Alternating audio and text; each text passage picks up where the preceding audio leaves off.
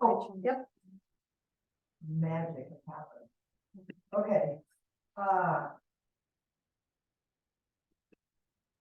So first, an announcement is we're going to send out an email tomorrow about, it's been in the newsletter, about the upcoming Rahatsu Sesshin, which is not this weekend, but the following weekend. Buddhist practitioners all over the world do Rahatsu retreats. It's kind of cool that you just know there's just people sitting everywhere. So that brings us to you and to us. The retreat is, we've done this the last couple of years. The past we did residential. It's non-residential, which means you come in the morning, you sit all day on Saturday, you eat breakfast at home, you bring a bag lunch, we sit all day together on Saturday, then you go home at night for dinner and to sleep at home with your family, but maintain a practice. You're in Sesshin.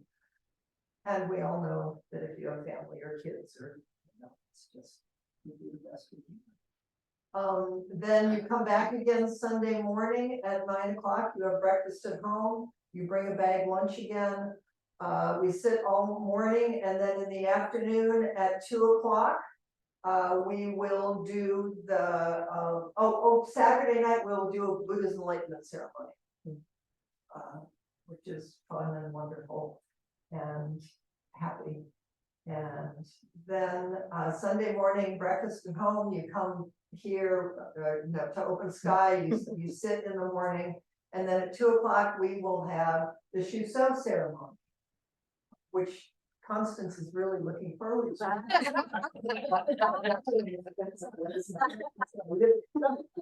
So you don't want to disappoint her in the practice period. And then we'll do a closing of the practice period, and then we'll have a celebration.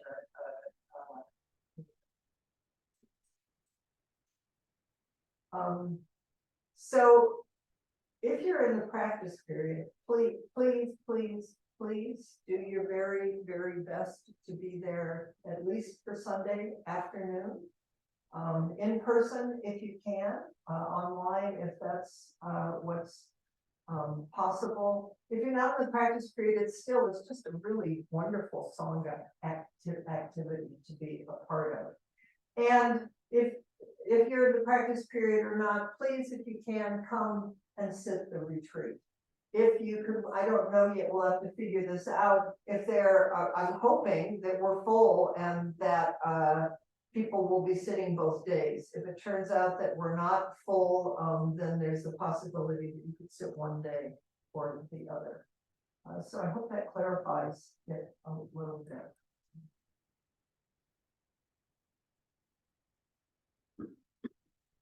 Doing longer retreats is a beautiful part of this practice because it's embodied. So having said that, I'll go into, I was talking to somebody this week. You do not have to believe anything in the Lotus Sutra. You do not want to believe jeweled stupas rising up out of the earth and hovering in the sky. If you do not want to believe that there have been Buddhists practicing forever down under the earth, this is not a price of admission. Maybe if there's anything that the request would be, believe in imagination, and then enter it with don't know. But imagination is possibility and creativity, and the metaphors and stories can open our hearts and our minds to see in ways that our linear thinking, conventional mind they work so hard. It's so good. It's really important when we need it. And it only knows what it knows within the parameters of what it knows. And the world is clearly showing us these days that when the self and when these human bodies get scared, when things are uncertain, when we don't know, what we do is basically we go into lockdown. We go into lockdown of body, hearts, and minds, and then we just want to hang on to what we know. And then, I don't know about you, but you look around and how's that going, folks?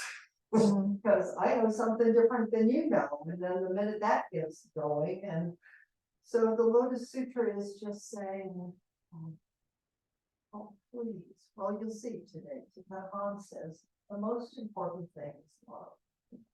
And you begin with imagining love. And then you can't even begin to imagine love because it's asking you over and over again. What is it? What is it? So, having said that, we are coming to the end of the Lotus Sutra. There is no end, there is no beginning. This week I'm talking about Avalokiteshvara, which is chapter 25. Thursday I will talk about Samantabhadra. I will also, total delight. It's like such a good teaching that you think you know something, and then all of a sudden there's something there you didn't even know that was there. I had no idea that Jizo Kitsunagarbha Bodhisattva was in the Lotus Sutra. It's like one little paragraph in there. How did I not know? I am so happy to know that. So just anytime you think you know anything, just keep moving, please. I was thinking while we were sitting. So chapter 25 is different translations, but Universal Gateway Bodhisattva, or regarder of the cries of the world, who is Avalokiteshvara. It's the chapter that's most read and recited in the Buddhist world. And it's often recited as its own sutra, sometimes called the Kuan Yin Sutra. And it's one of those chapters that was added later. And I thought, this is really funny, as if the Lotus Sutra needed something added to it. And then I thought, you know, maybe the people who added it, it's like Avalokiteshvara or Kuan Yin was more known in their belief system. And so somehow putting it in, I'm just making this up, somehow putting it in helped ground people in a certain time and place. And for us, we have more of a sense or a feeling of Avalokiteshvara or Kuan Yin. So like after all that big nonsense, it's like, oh, finally, it's Avalokiteshvara. Phew, what a relief. Well, we know a little bit about that. So Avalokiteshvara is described as the manifestation of the universal gateway in the sutra. Universal is, to Thich Nhat Hanh's words, the capacity to cover everything. All kinds of ground, situations, every place, every moment, all time, and all space. And what might that be? Avalokiteshvara is the embodiment of love and compassion. You can't go wrong. I mean, you may not think you got what you were wanting, but that's the ongoing practice. And that's where Thich Nhat Hanh says, no matter what the situation, love is the answer. No matter what the situation. Carol says the sound isn't as clear or consistent. Can we do anything? The sound's not good? Yeah, okay. It sounds like we maybe just lost it, yeah. Yeah, it's okay here for me. How are we now? I think it might be Sherry. I can hear it, but it goes in and out. Wow. It goes in and out. It's plugged in now. It was. And garbly. Can you hear now? Blah, blah, blah, blah, blah. Garbled. That It's- one consistent? Yeah, it sounds okay. like maybe a different mic than Not your usual. worsening hearing, you're not, well, whatever it is, but anyway, Maybe, thank you for. good. maybe Okay. check to make sure that the right microphone is selected. It was just unplugged. I plugged it It in. was unplugged, Yeah. apparently. Okay, so we got it. Saw it. Well, let's say it again. Avalokiteshvara. A universal gateway. No matter what the situation, love is the answer. Everybody thumbs up? Good. Okay, there we go. Okay, so I thought that what I would do is I would begin by reading the story, and then I want to read a little bit from the Lotus Sutra itself, so we always get a feeling for it. The story as described in Jean Reeves' The Stories of the Lotus Sutra. A bodhisattva, I feel like Constance reading bedtime stories, children's stories. I'm into this now. A bodhisattva named Inexhaustible Mind asked the Buddha why the bodhisattva Kuan Yin is called regarder of the cries of the world.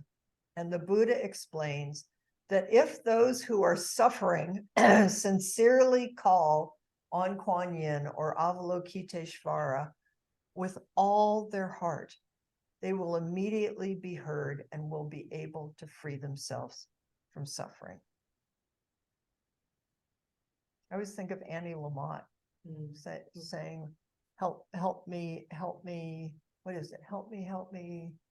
Thank you. There's a third one she added in there, but it's like, help, you have to know you're in trouble, which if you're paying attention, we're in trouble all the time because we're setting one thing up against the other, and we just want to love and be full of compassion. So it's always like, whoa, good thing Avalokiteshvara Kuan Yin is a universal gateway that's always here. And then it goes on to say a wide variety of possible misfortunes from which one can be saved, and a large variety of benefits that accrue from calling on this bodhisattva. And I'll read a few of them after I do this. One only has to call out the name of the bodhisattva in order to be saved from various calamities and dangers and on and on. Okay, we'll get to that. Then Buddha says to Inexhaustible Mind Bodhisattva, if there were countless hundreds of thousands of billions of living beings experience suffering and agony who heard a bodhisattva regarder of the cries of the world and wholeheartedly called out her name, the bodhisattva would immediately hear all the cries and all of them would be freed. It's very moving to me. That in Gaza, you see people pulling out their prayer rugs and praying to Allah. You know, I mean, I hope and I trust that it's the same thing. It's love in its deepest essence. That if I've got buildings collapsing on top of me, or that I just want to call out, for love. Somebody just said Annie Lamott's is help me, thanks, and wow. Yeah, you got that. Wow. Okay. So the Bodhisattva Avalokiteshvara can take all kinds of different forms.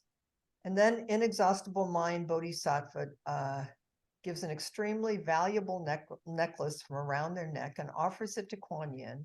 But the Bodhisattva does not accept it until the Buddha pleads with Kuan Yin to do so out of compassion for both Inexhaustible Mind Bodhisattva and for all other beings. And then Kuan Yin accepts the necklace and divides it into two parts and offers one to Shakyamuni Buddha in the historical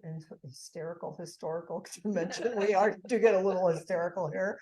And the other to the Stupa Abundant Treasures Buddha. So I'm really personally deeply appreciating how clearly Thich Nhat Hanh brings forward the historical dimension, this world that we that we identify with, this world of the news, this world of glorious fall, winter days, of beaver moons, the whole shebang, leaving nothing out, and of the ultimate dimension, which is incomprehensible and always present and is luminous with love. But if you try to get it, it's not explicable. That's why all the big metaphors. The minute you try to turn it into something, you already lost it. It's more a deep felt sense of there's something going on here that's more than my little mind knows. Got a great mind.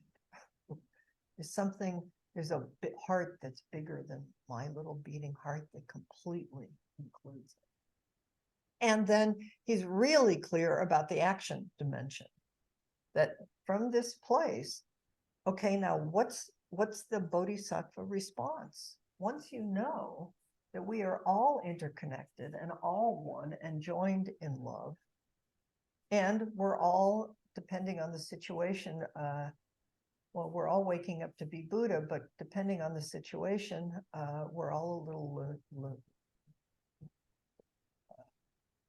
Norman Fisher, one of my most favorite things of his is appreciate your lunacy and pray for help. If you don't know you're a lunatic, you'll never know that you need help. It's like, please appreciate your lunacy. We are wondrously lunatic human beings that are shining with the luminosity of the moon, and help me, for goodness sake, stay true to what my deepest heart knows and wants. Okay, so I'm going to read you a little bit from the sutra itself.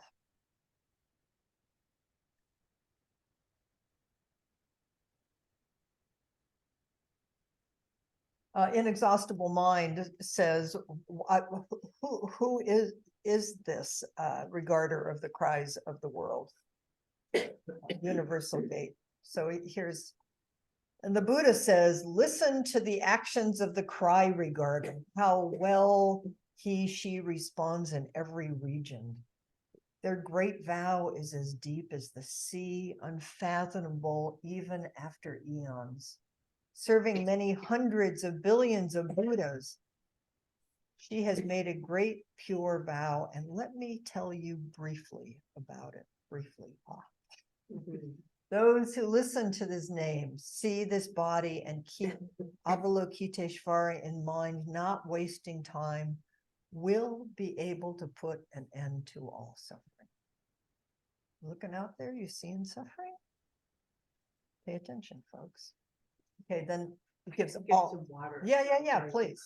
Yeah, please. So then it tells you all the things that if you are, if someone's intending to harm you and throws you into a burning pit, if you call out for Avalokiteshvara, it will become a pond. Or maybe at least your state of mind will change some. If you're thrown into the ocean and threatened by dragons, fish, and various demons, if you call out for Avalokiteshvara, you will not drown in the waves.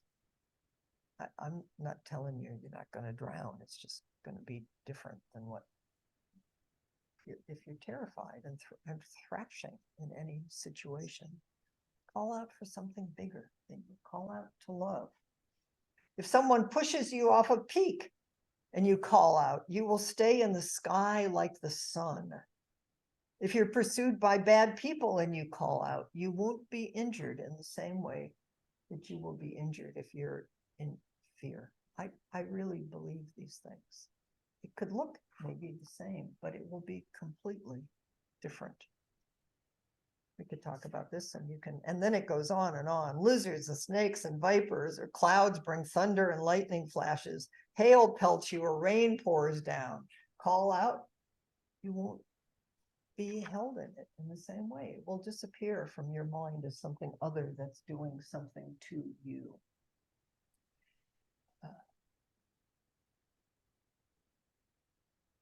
Practicing wisdom of skillful means everywhere. Throughout the universe, there is no place where Avalokiteshvara does not appear. Then an inexhaustible mind is very joyful and says, Avalokiteshvara is radiant and it subdues the storms and fires of disaster and illumines the whole world. Precepts from his compassionate body shake like thunder. Avalokiteshvara practices the precepts. The precepts are an expression of love. They're not rules, they're an expression of love, and the precepts are always skillful means. If you think you're going to take a bodhisattva precept and you're going to get it right and apply it to every situation, you're going to miss what's in front of you. It's always, what is it and how can I respond from the deepest heart of love and compassion? Never have a moment of doubt about this. Well, you can have some. The pure and holy regarder of the cries of the world can be relied on for protection.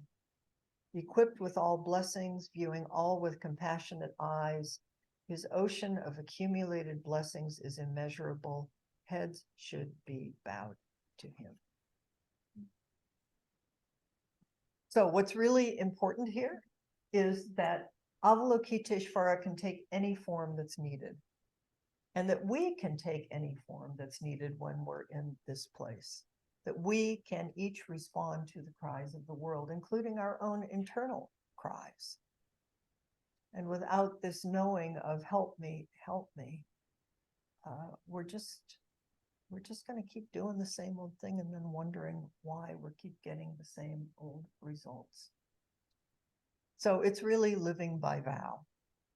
So Thich Nhat Hanh then goes on to talk about, we've talked about this before, it's a beautiful fascicle by Dogen, that Dogen brought forward, about the 4 skillful means of the Bodhisattva. The most precious one is non-fear. It's a form of generosity.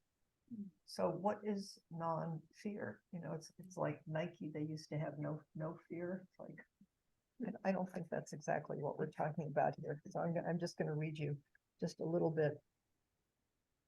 Because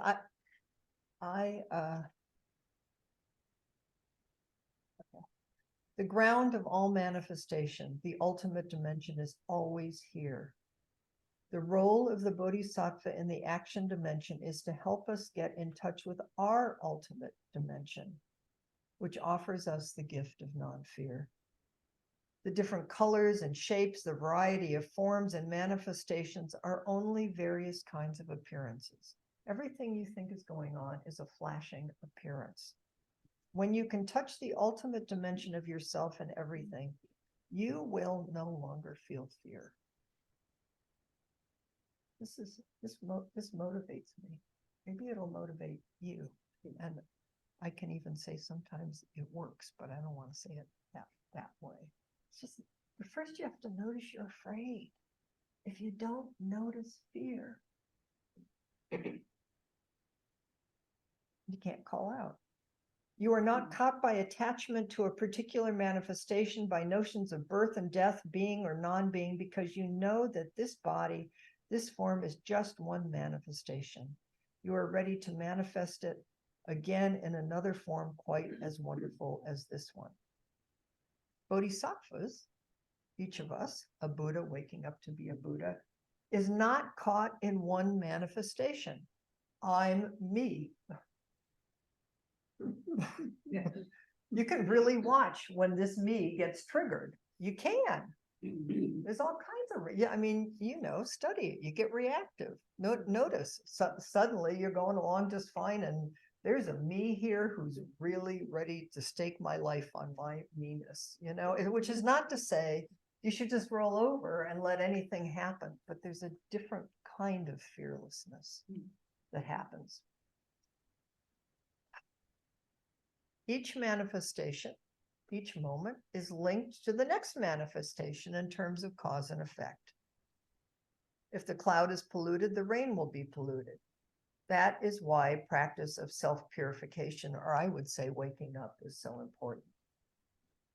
While being a cloud, you try your best to practice self-purification so that your next manifestation will be beautiful. You do not have to believe in multiple lives. You do not have to believe in rebirth as something, but you can also notice with some imagination, but that each moment completely conditions the next moment.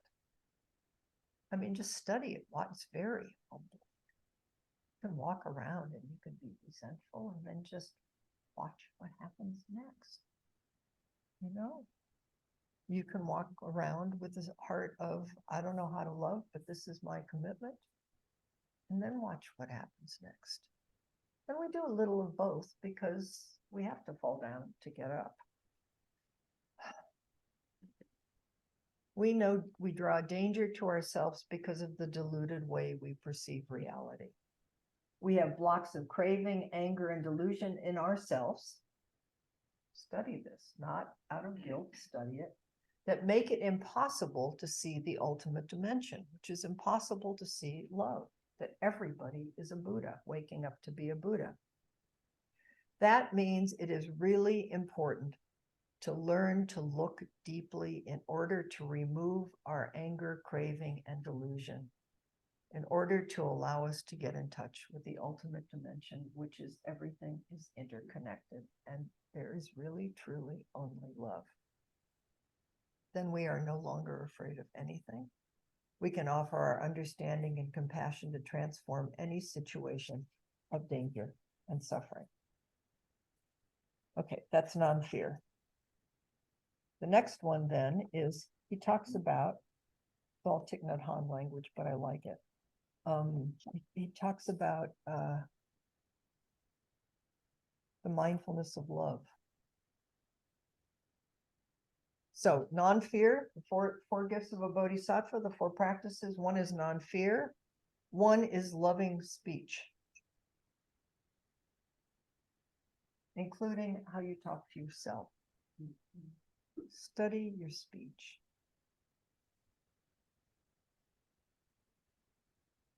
Study the speech that's happening in the political realm these days. You know, how's this going? What we're saying to each other, depending on which side we feel passionately about. The second is to always act to benefit others, or to always act with others in mind. I find this, depending on my state of mind, inspiring or really frustrating, because I really like to get my own way. That I'm going to have to act thinking about how it affects you. Well, Sally, it's easy, but you know, this is ongoing practice. And then the fourth is, it's called doing the same thing, or identity action, is the bodhisattva's ability to take on any appropriate form to be able to approach and help others, to become part of their world.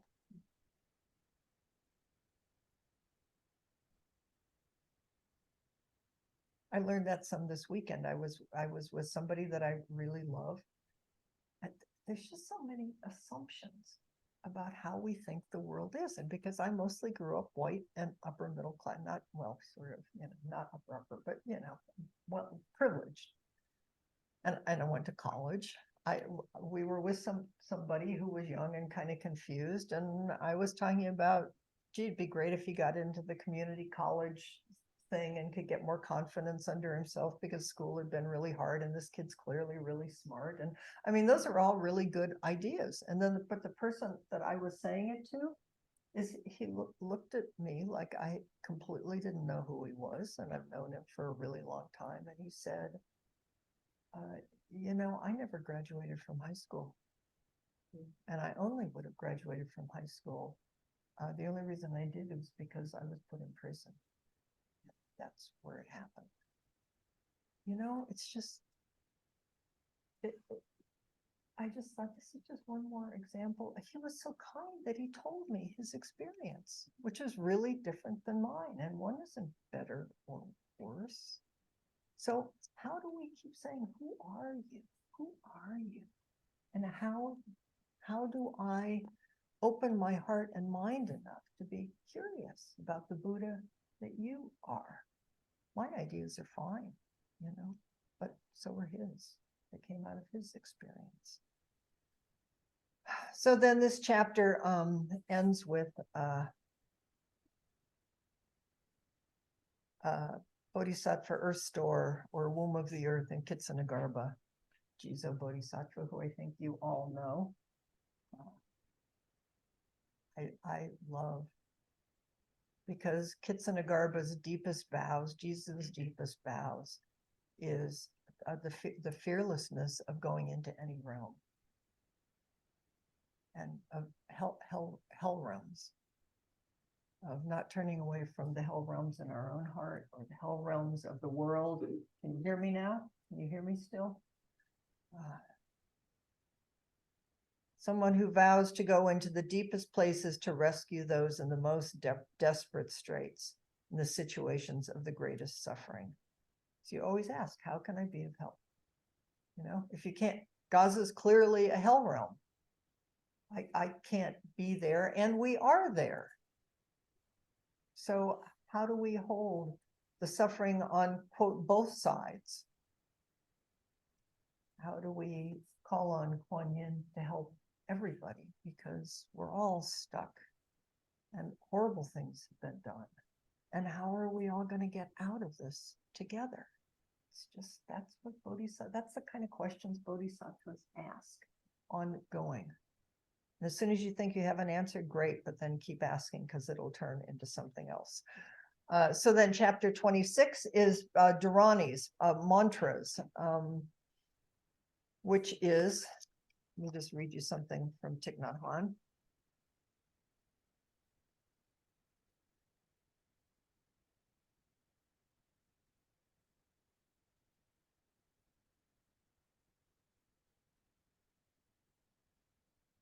The chapter on Dharanis in the Lotus Sutra serves to remind us that the Buddhas and Bodhisattvas are always present with us whenever we wholeheartedly hear and practice the teachings.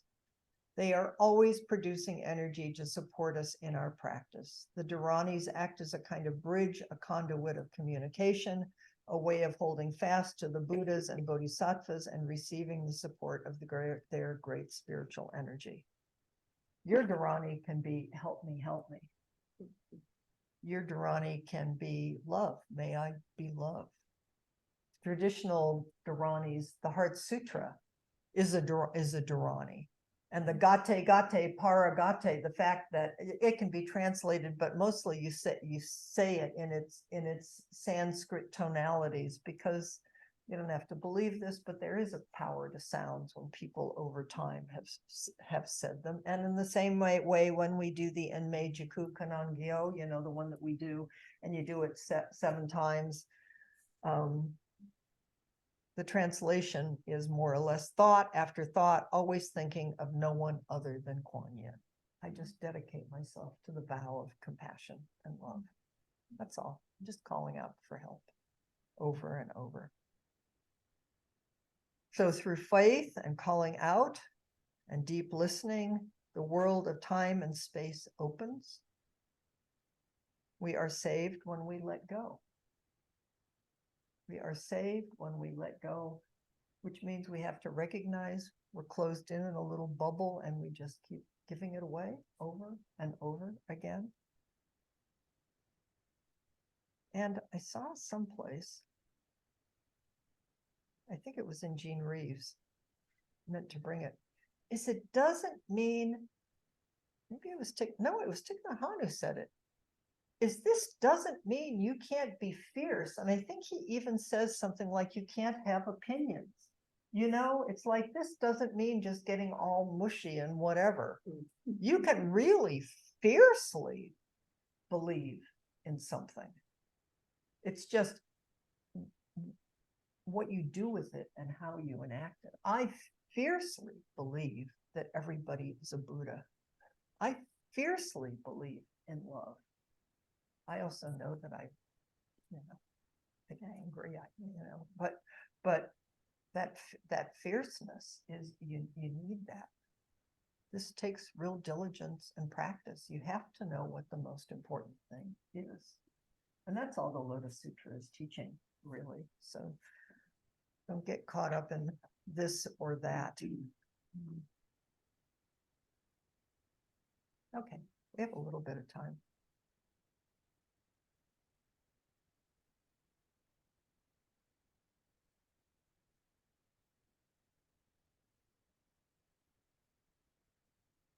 I guess I want to ask you, and I mean, you can talk about any of this,